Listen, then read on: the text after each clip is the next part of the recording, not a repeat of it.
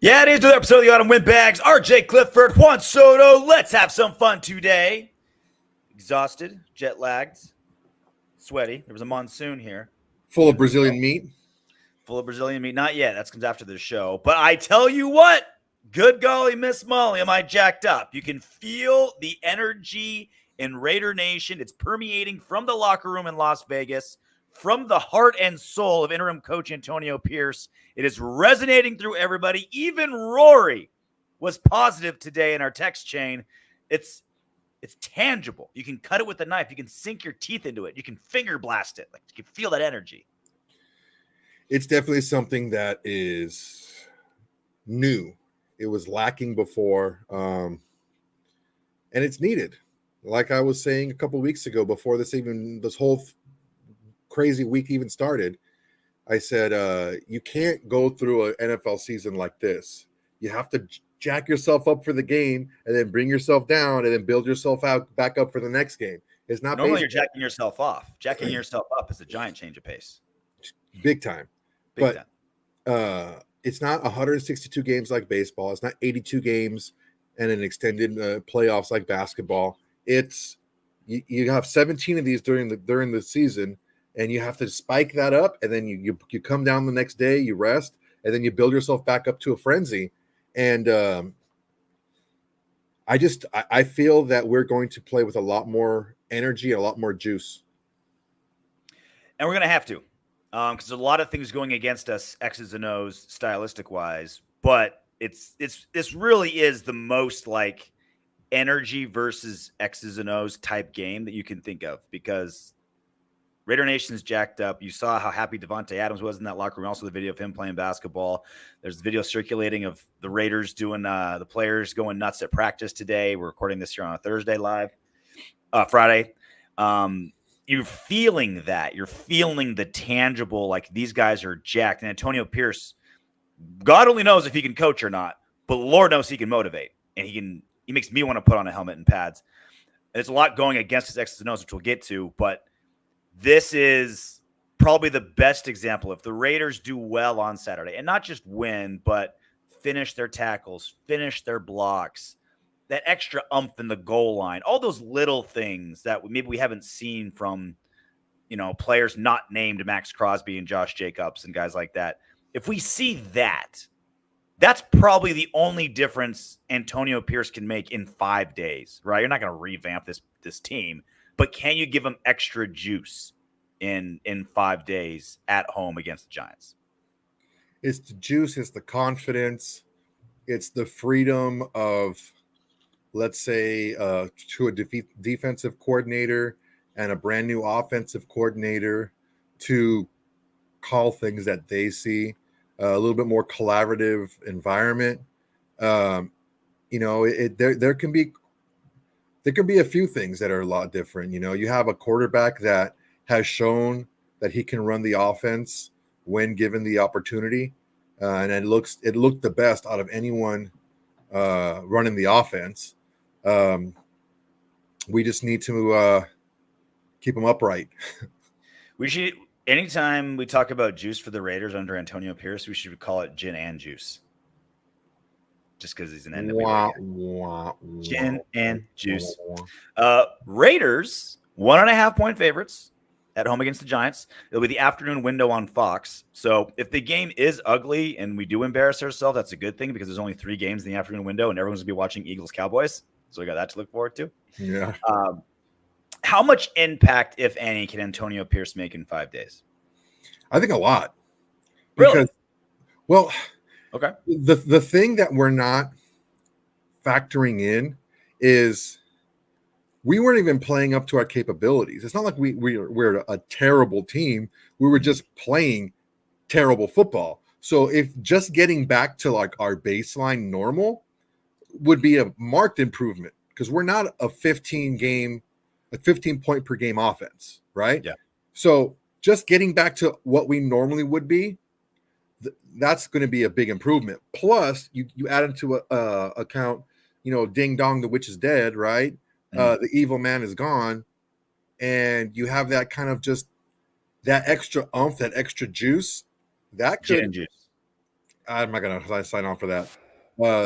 That extra motivation, the extra fire could make you even better than that, right? Mhm. Plus, you have the fact that there's not a lot of tape on Aidan O'Connell. You have a new play caller. So even though the plays are the same, the mix would be different, maybe some different formations that they're using. So, I mean, it could be a drastically different offense that we see on the field, even though the offense itself is not any different. Well, I doubt we'll see a very different offense on Sunday. I mean, like I said, it's just 5 days of change. You've got Bo Hardigy, former quarterbacks coach, now offensive coordinator. It's his first time ever calling plays in a game other than the preseason. Adam Gase disciple.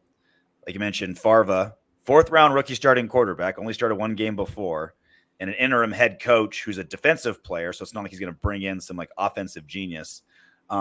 X's and O's wise, right? On paper, this looks awful offensively. Like on paper, right? You look first-time offensive coordinator, rookie quarterback, blah, blah, blah, blah.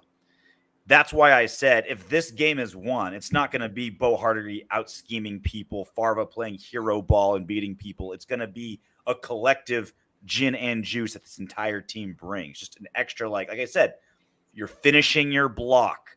You're diving for the ball a little bit harder, right? It's just that little bit more because on paper, it looks pretty bad offensively. Yeah, I think that if you take a look at who we've been up to this point, it looks pretty bad, but you have to factor in that we were underperforming for the talent that we have. We don't need Farva to go out there and be a world beater. We just need him to run the offense the way that we saw the offense working. I'm not trying to defend anybody, but there were people open. The quarterback that we had in there wasn't getting the ball out in time. That hasn't been an issue for Farva, save for the first maybe 2 or 3 series, his first start ever. Mm-hmm. And that's against a pissed off Khalil Mack that not even you or I plus 10 people could have blocked.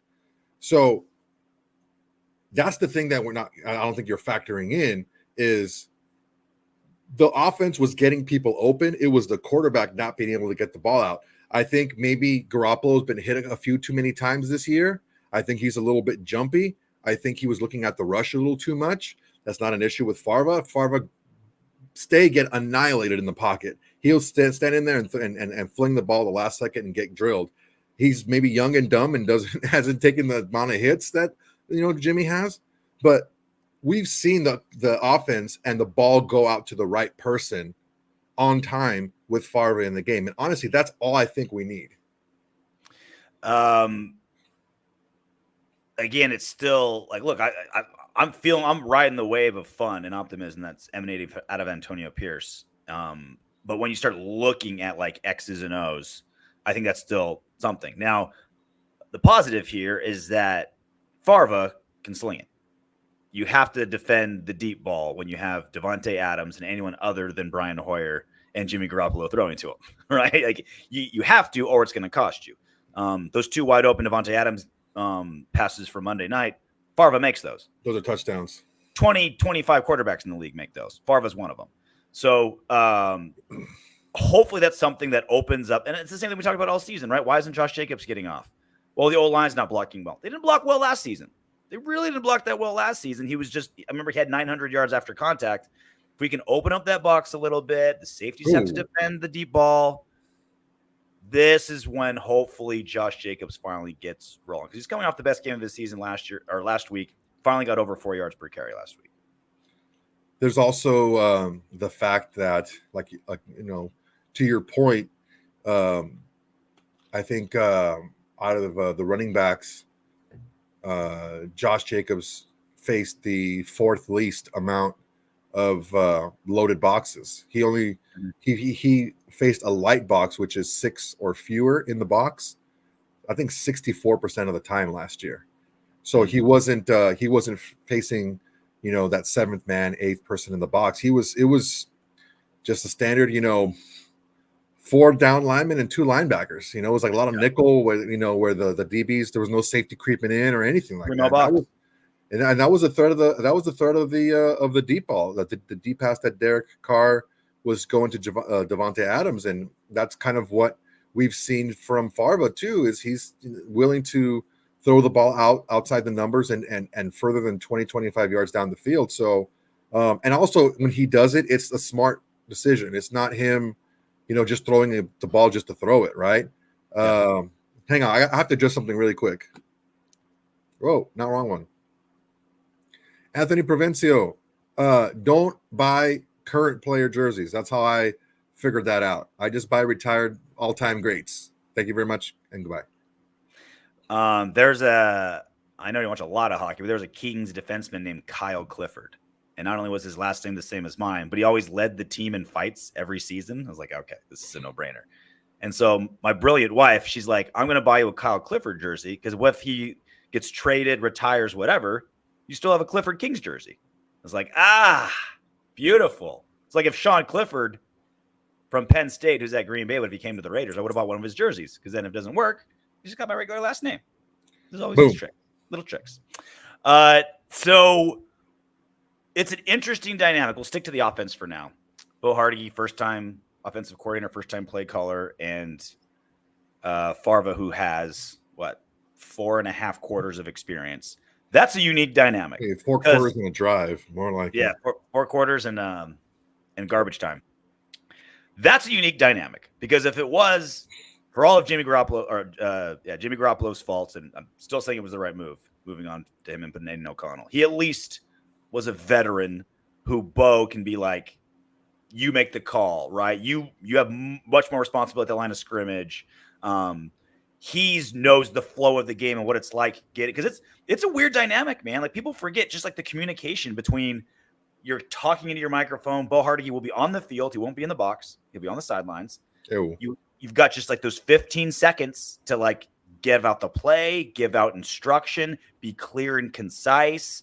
I haven't looked up what the resale market is, but I don't know if it's going to be majority Giants fans at Allegiant Stadium when it's normally away fans. Like all those little things add up.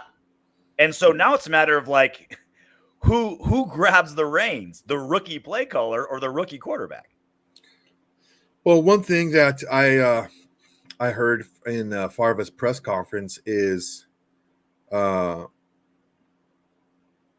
Bo was standing next to Favre the entire time on the sidelines, and he was communicating with him pre-snap. What are you seeing? Post-snap. So he was coaching him up during the games. Yeah. So they do have that strong communication. So I do think that it's going to be a little bit smoother than what other people might think. But we'll have to see. It's so funny thinking of Aidan O'Connell and how like it really is a great story, man. Went from 8th string in Purdue to like starter and record breaker. Not just him being starter at Purdue is something special. To like lead Purdue to like good bowl games and success in the Big Ten at Purdue, the smart guy school of the Big Ten. That's super impressive. Went from 3rd string rookie to starter in just 9 weeks. Like if he balls out, like his 30 for 30 is going to be awesome. But what I love the most about it is the only one that doesn't care about that is Aidan O'Connell. Like he just downplays this whole thing, this whole scenario. I'm just going to do my best. It's just the guys around me. I'm so well coached. I'm just going to work on myself. Like all this, like everyone's all 53 players on the roster are jacked except Aidan O'Connell because he's just being himself. I think Aidan O'Connell has seen himself as a starting quarterback from the beginning. I think he's very confident in his abilities. I don't think that he, going from an eighth on the draft on the roster, on the depth chart at Purdue, and just knocking a person off one by one until you're the starter, unquestioned starter, your last 2 years there. That's like Vanderbilt, winning the SEC. The smart guy school of the conference actually doing really well. Raider Manny, a subscriber, thank you, man, for subscribing. His comment: "This is the game I'm looking forward to seeing how the offense does. Feels like the start of the season. New energy in the facility. Cannot agree more." The only technical changes I think we'll see or expect to see is a little bit more deep ball because Aidan can do it, and Davante obviously can execute it. I think like schematically, I still think the smartest route is mostly pretty simple playbook, right? I mean, you still, like you said, rookie play caller, rookie quarterback, nothing too crazy, nothing too cute. Open up that playbook that Aidan O'Connell's most familiar with, add a little deep ball to it, and get Josh Jacobs going, right? I mean, that seems like last season what got this offense going on the back of Josh Jacobs. And the quarterback, when he had the ball out, he'll try. It's on the back of Josh Jacobs. Just give some space, feed Davante, and triple feed Josh Jacobs. One of the things that we heard a lot about Aidan O'Connell from the very beginning was his grasp of what people were saying was a pretty difficult offense. I don't know that his struggles against the Chargers were because he didn't know where to go with the ball. So he has the offense down. And I think that with a little bit of freedom to maybe adjust some play calls and to audible and certain things, he'll be able to, because that's what he did in college. And he'll be able to, get us into better positions and focus on things that he's more comfortable with. I think that the impact because it's not just the play calls, it's how they use their plays. Because I don't know that they used everything in their playbook, right? Mm-hmm. But also, just the overall construction of the offense itself. Do I have the ability to call an audible? Do I have the ability to, change a formation to fit, what the defense is doing? It's possible. I don't know that it's something that is over the head or too much for Aidan O'Connell, because I think what everyone's been saying about him is, especially in the beginning of like training camp and the preseason, was how he knew the offense just as well as anybody else. The things that bothered Favre the most in his first start were the things that bother almost every single rookie. And it was the speed of the game, right? Hiking the ball, 3-step drop, 5-step drop, and everything's going a million miles an hour, like much faster than it was in college. And the two fumbles were him just holding the ball too long, just standing there. Everything's processing. It's a lot, right? Deer in the headlight. The first fumble was him not pump faking into his other hand. Like, and it was also 4 seconds in the pocket, right? So like time's up. He does that right crappy pump fake, bumps into the guy. And then, the first one is just holding, strip sack, right? That was the one thing Jimmy G definitely did better than Aidan was. He moves around in the pocket a lot better, as he should, being as veteran as he is. Once the speed slows down for him, that's really when we'll see what Favre was made of, because that's what killed him in the first half against the Chargers. Once that part he starts grasping, I think we'll see what he's truly made of, good or bad. Yeah, for sure. That's what I've been calling for from the beginning. We couldn't do anything offensively against the Bears, and then Favre goes in there and just marches down the field and scores a touchdown.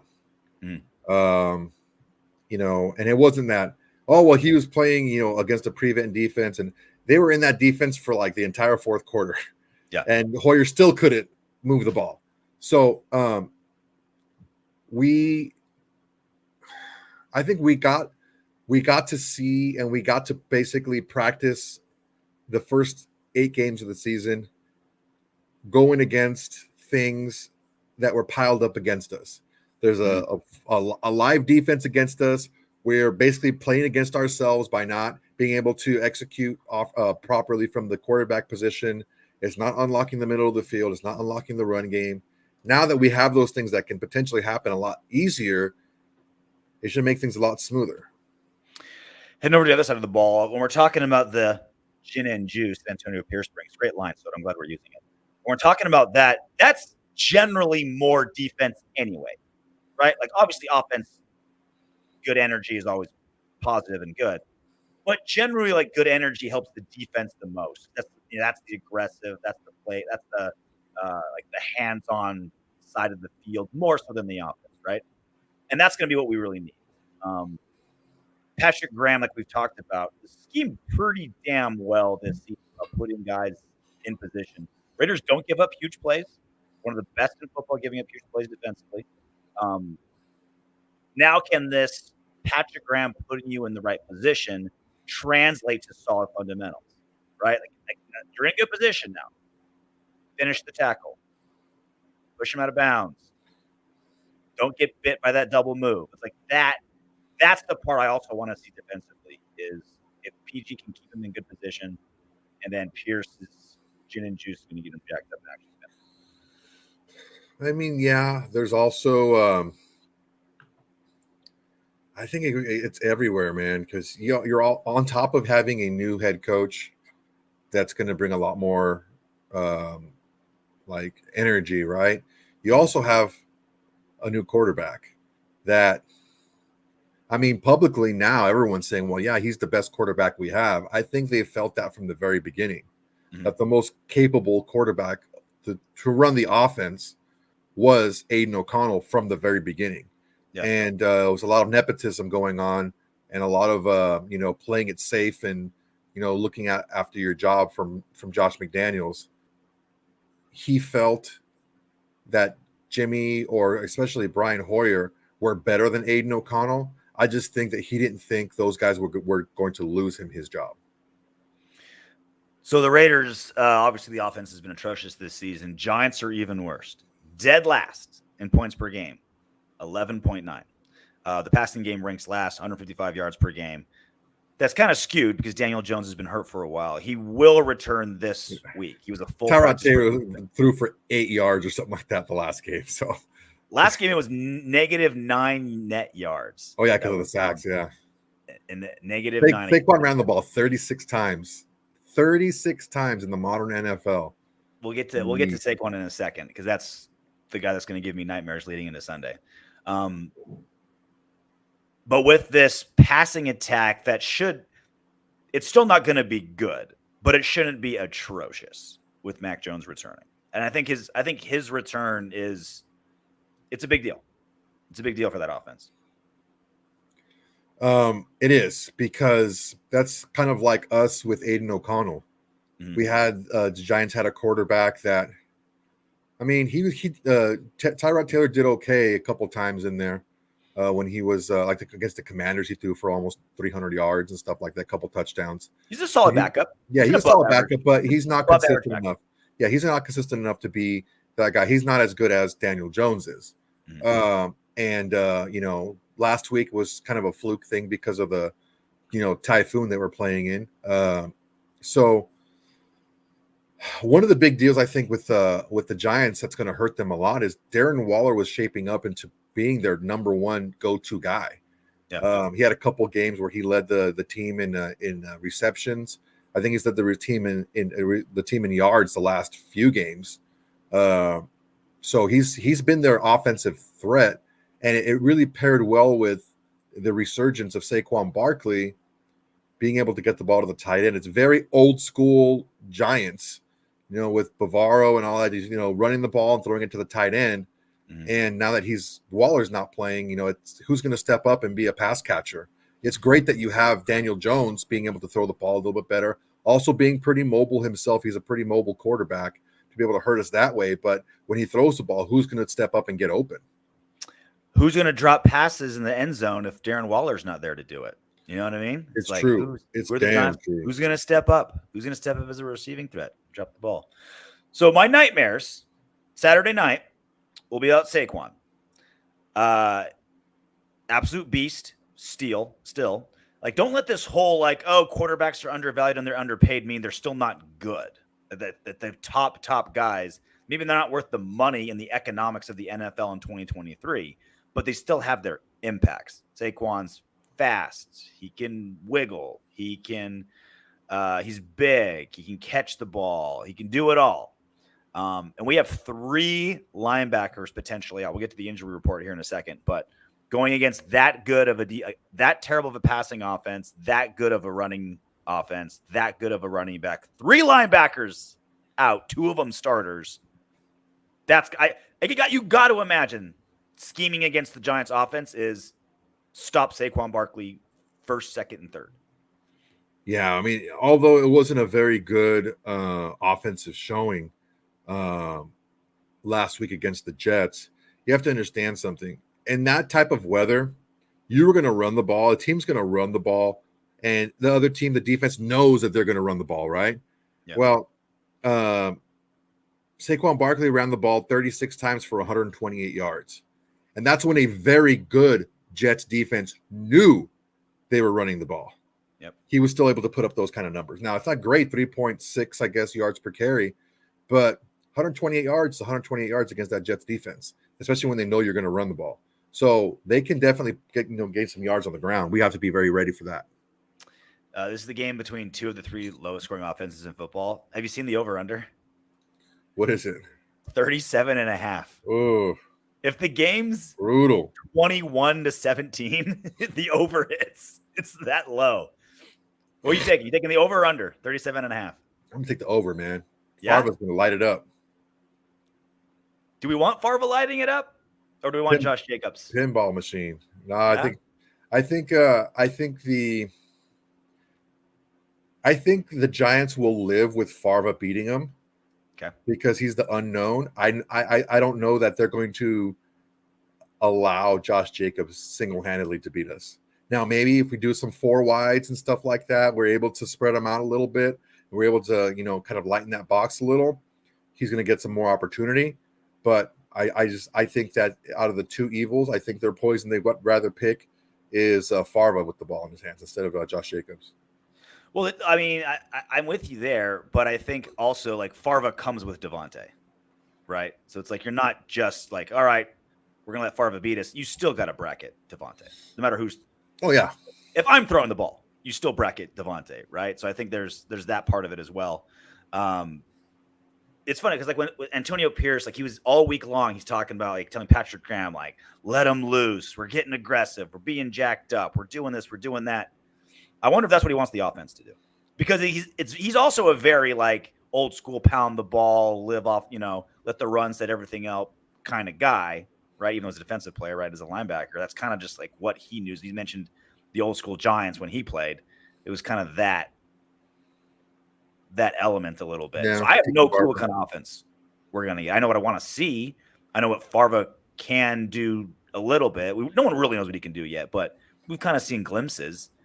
But rookie play caller, rookie quarterback, all-pro wide receiver, all-pro running back, offense that can pass block pretty well, run block terrible, a coach who's defensively minded, old school in your face, wants to break you guy. That's a bowl of gumbo. I don't know what it's going to taste like. Yeah, we just could work in our favor. Mm. Yeah, how do you prepare? Yeah, how do you? If you're the defensive coordinator for the Giants, what do you? You basically have to prepare for the quarterback. You've got nothing on the offensive coordinator. Well, I mean, I think that's you just have to prepare for the best of every player. You have to prepare for the best Davante, for the best, Jacoby Myers, for the best Hunter Renfrow. We don't know what Michael Mayer's best is, but you have to prepare for the best Josh Jacobs. You have to prepare for the best because you don't know how they're going to run their scheme. So you have to be pretty much ready to shift and do a couple different things defensively, which could leave them a little bit, spread out. Maybe it could leave them a little bit easier to fool with formations and stuff like that. So, I mean, it's going to be a good test to see what kind of strategist Coach Bo is. This is a big moment for Bo. Like for all parties involved, this is a chance to fill in the biggest part of their resume, right? Like you're Bo Hardegee and you're like, oh, I played football at Tennessee. I was, I carried Adam Gase's luggage in Denver when the Broncos had that crazy offense with Peyton Manning, and I was quarterback's coach here, blah, blah, blah. Now it's like offensive coordinator. I put up 42 on the Giants, right? Antonio Pierce, interim coach. I went, 9 more games? I went 6-3 with, after taking over a franchise that was spiraling, right? And this is, I think this is a good chance for these guys to if I'm Bo Hardegee, it's like all these things I wanted to do if I was offensive coordinator, but Josh McDaniels didn't, that I thought would work. This is his chance. Yeah, I just, the bar set really low for Coach Bo. The offense has been so bad. There's no pressure, right? Yeah. There's really no pressure. There is some pressure because he's been given an opportunity to show himself, be an elevated, a promotion basically. This is his audition, a live, audition for all 32 teams to be an offensive coordinator in the future. So there is some pressure, but he's able to be a little bit more free and maybe a little bit more aggressive than he normally would be. Well, when I always think of, like, I work MMA mostly, right? And I think of fights, and someone comes in injured, someone comes in short notice, someone's coming off a long layoff, right? We always think of those things leading up to the fight, and it's part of the fight. But a year later, a year after the fight's over, everyone forgets all that. No one remembers. No one remembers you came in short notice. None of those things. That's kind of what I feel here. Like, we feel the energy. Like, it's so jacked up out of Las Vegas, Antonio Pierce. We're all thinking positive. We all think it's a great situation. We all think these players are jacked and they're going to play that way. And that's what I hope and I think happens. But a year from now, all people are going to see was Bo Hardeggy put up 36 with a fourth round rookie quarterback, an offense that was third to last in points per game, and vice versa. Like Favre did, 300 yards, 3 touchdowns, no picks, with a guy who'd never called plays in the NFL before. Coach just disappeared. Short week. You know what I mean? I think like that's when this time will be looked back on. The positivity we're feeling will be forgotten. It'll just be what looked like a terrible situation by history book standards. Yeah, I think maybe one specific game people won't remember, but I think they'll remember like a group of games, kind of similar to like Bisaccia. Bisaccia comes in and like, yeah, they went 7-5 to end the season, and they went to the playoffs and blah blah blah and this and that. And I mean, it's just that's why we have to keep the story alive, man. Keep them talking, keep people talking about what's important. Edgar Bonilla, thank you so much for the super chat. First one of the day. We appreciate you. Monday night versus Jets. I want NWA walking us out the tunnel. We'll ignore the second half of that statement. Fight on. That would be amazing. I really wonder if anyone from NWA or anyone from that genre would be like, you know what? I'll come out and back Antonio Pierce. I'll go back out. I'll back this guy up. Dude, Ice Cube's already done a freaking concert there. Mm-hmm. I'm sure he can scrounge up a couple of guys to go do it. Right. I'm sure. I don't know what MC Ren is doing right now. I'm sure he'd be fine to come out. Is that we're scraping the bottom of the barrel of NWA? I mean, he was one of the original NWA members. So maybe not Dr. Dre, but maybe you get your wife to talk to Dr. Dre about it. They had dinner. I don't know if I mentioned that during a show a few weeks ago. They had dinner together.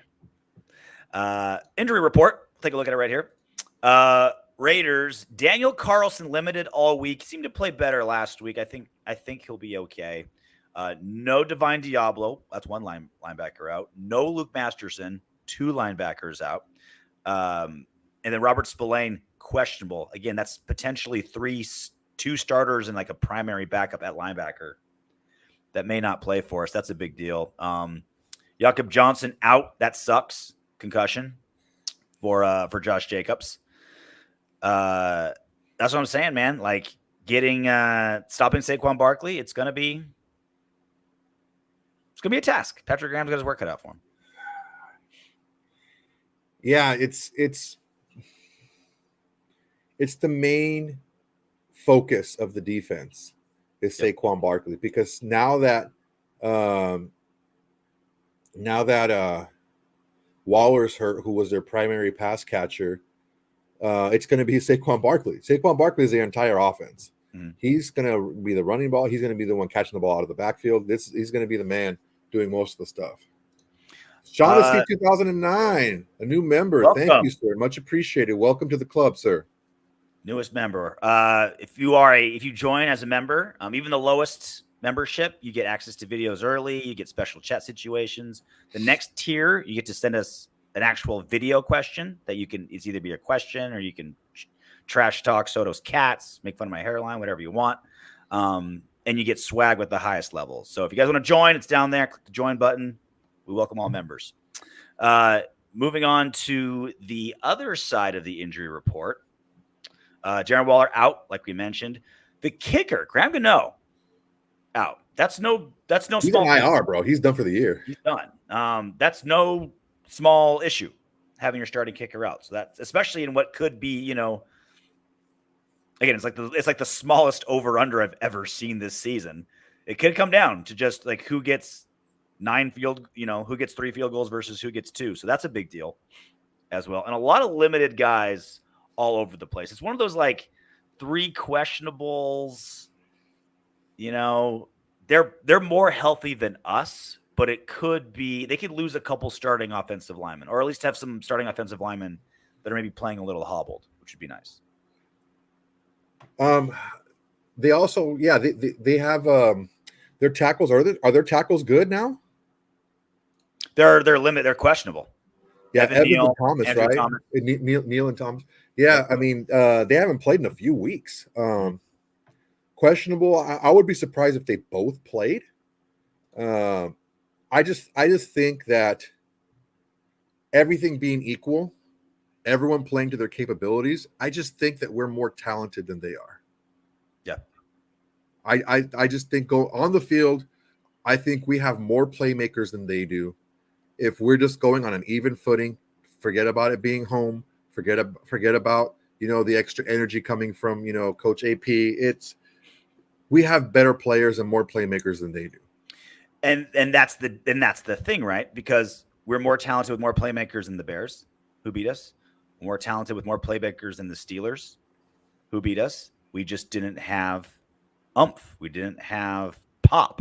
We didn't have gin and juice, the phrase you wanted. If you don't have the ability to play with enthusiasm, it just seemed like you can tell when a team is playing with like false emotion, because as soon as something goes wrong, they go completely flat. Look what happened against the Bears. They missed the field goal in the beginning of the game, and they went flat after that.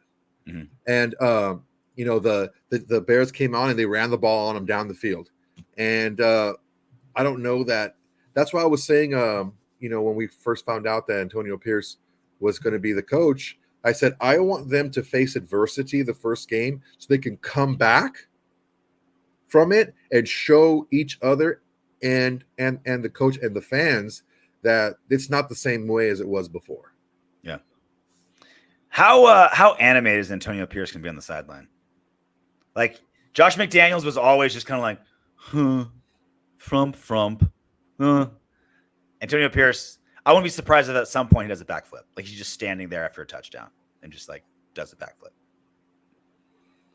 Yeah, I just really worth it. I think he's going to be a little bit more John Gruden-ish. Mm-hmm. A little bit more like maybe less F-bombs. I mean, he grew up in Compton, bro. You never know. Yeah. I don't know. I don't know anyone from Compton that I've known, and a couple of really good friends. And the F word is a punctuation, man. It just every sentence. It's like a comma. Exclamation point, period, question mark. Yeah. It's a very diverse word. It's the most diverse word of the English language, to be fair. For sure. Yeah. What else? X factor for me, stopping Saquon Barkley. I think that's the number one thing. It's hard. I'd be hard pressed to see the Raiders lose if we keep Saquon bottled up, right? Under 50 yards, under 3 yards per carry. I have a tough time seeing us win if he gets 140 yards rushing, 50 yards receiving. It's gonna be tough to see us win that way, but I think he's the X factor. Yeah, everything good that happens to the Giants offensively, mm-hmm. It goes through Saquon Barkley. Yep. He's just look at it this way. He's our Josh Jacobs, only they don't have a Jacoby Myers, they don't have a Davante Adams, they don't have a Hunter Renfrow. They don't have that on the outside. Yeah. So everything drastically goes through Saquon Barkley. So focusing on him, as long as we keep him contained and don't allow any huge runs, I can deal with him getting a bunch of yards as long as we stop him at the right times. Those third and threes, the third down defense is going to be huge.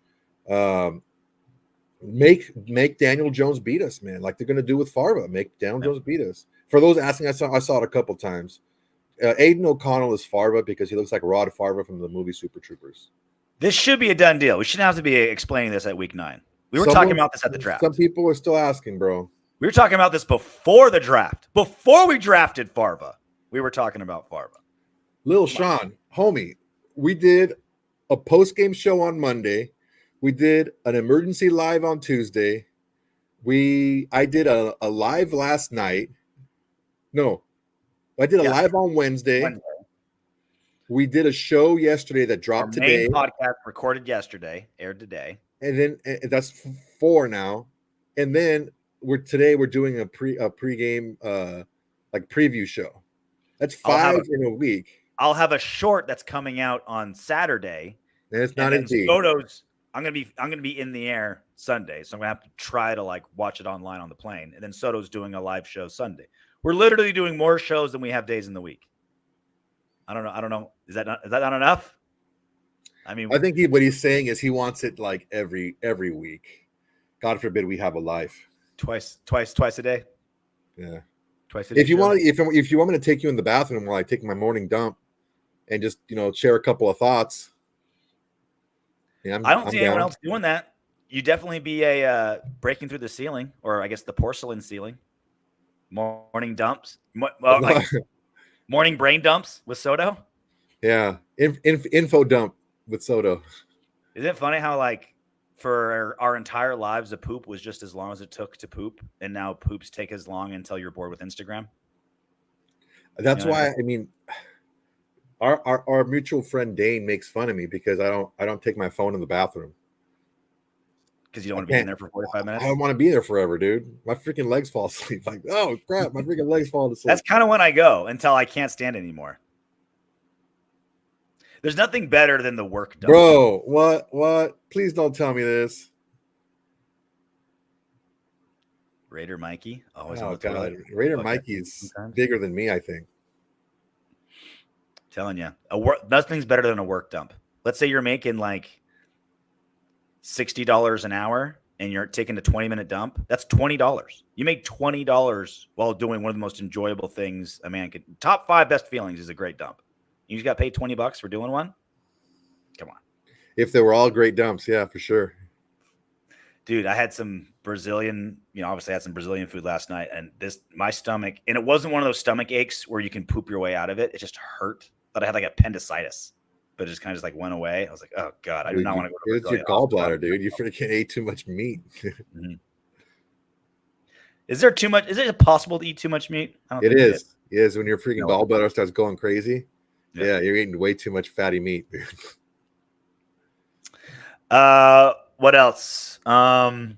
It sounds like Jimmy Garoppolo is taking all this in stride as a pro, which he has no reason not to. He's still getting his $33 million no matter what.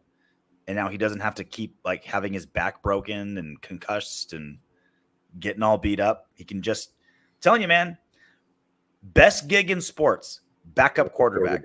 And it's 1,000 times better if you're getting starting quarterback money.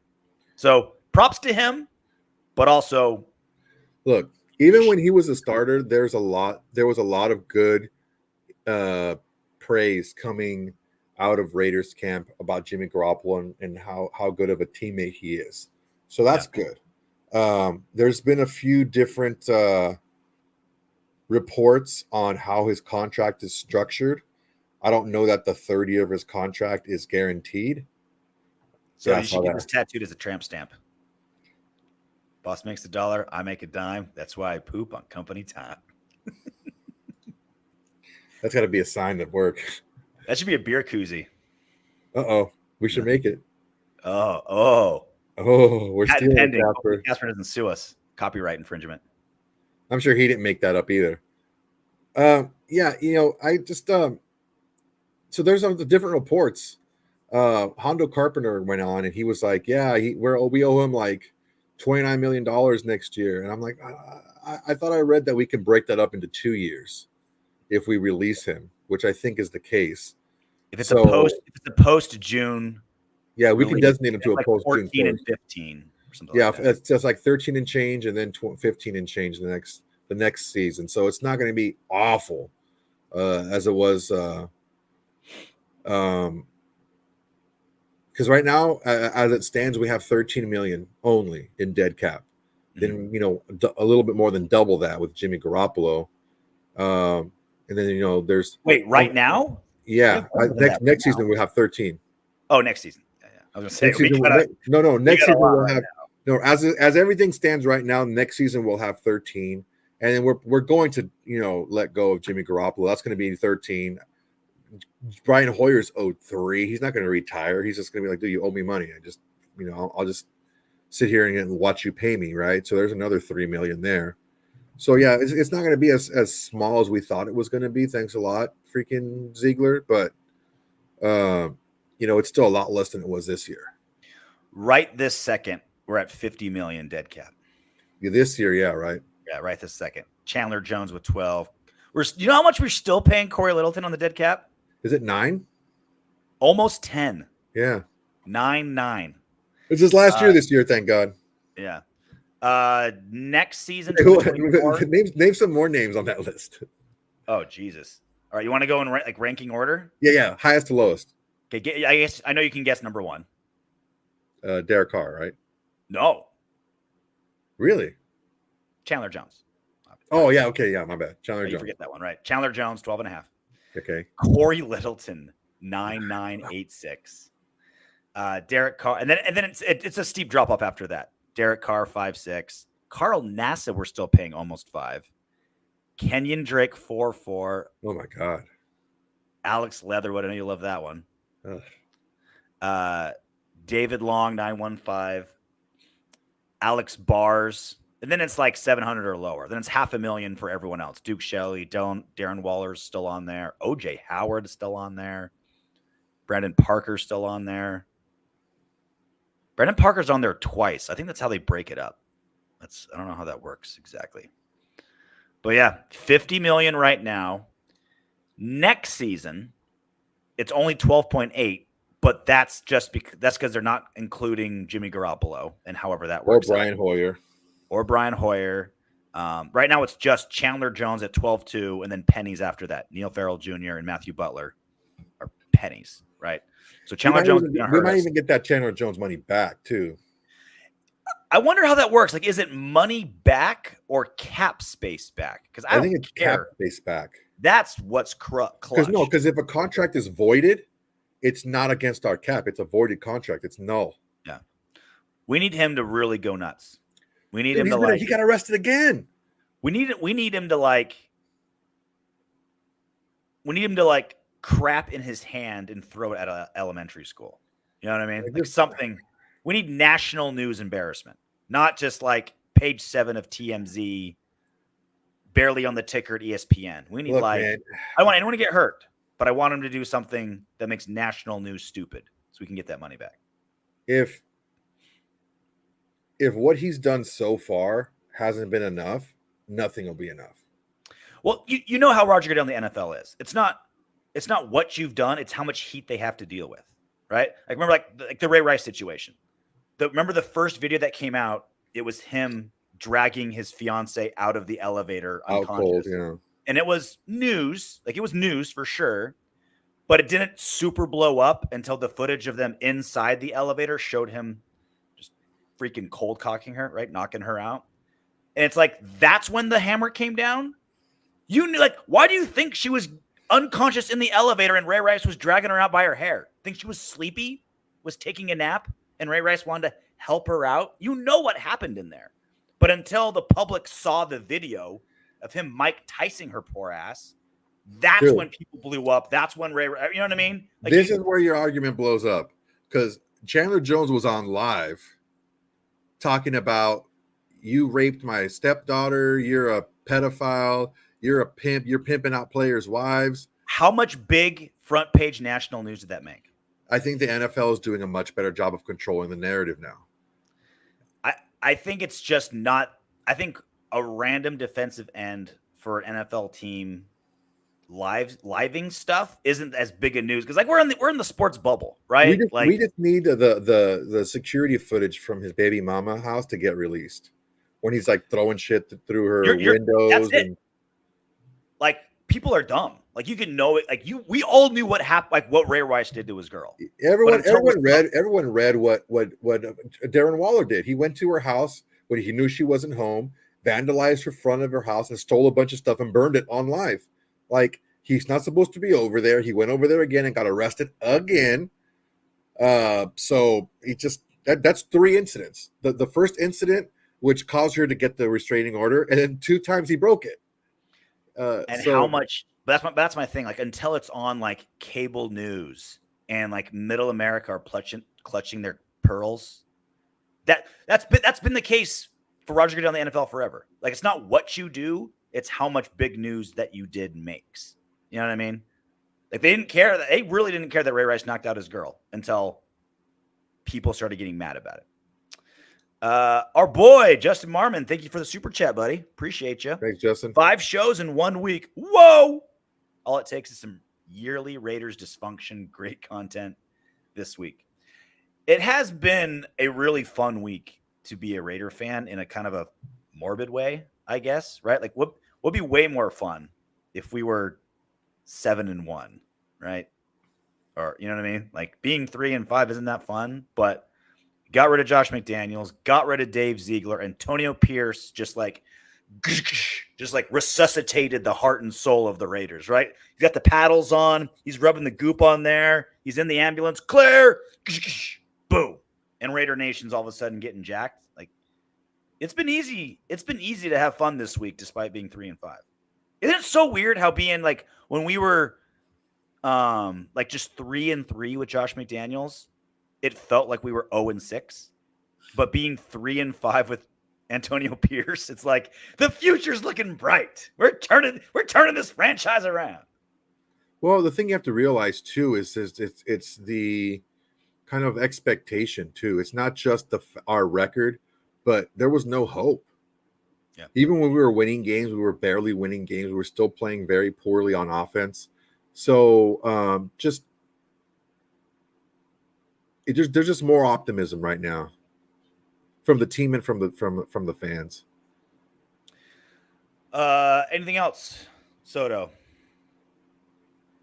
I'm good, man. I think we paid it all. Good. All right. We appreciate all you guys. Appreciate all the super chaps. Chaps.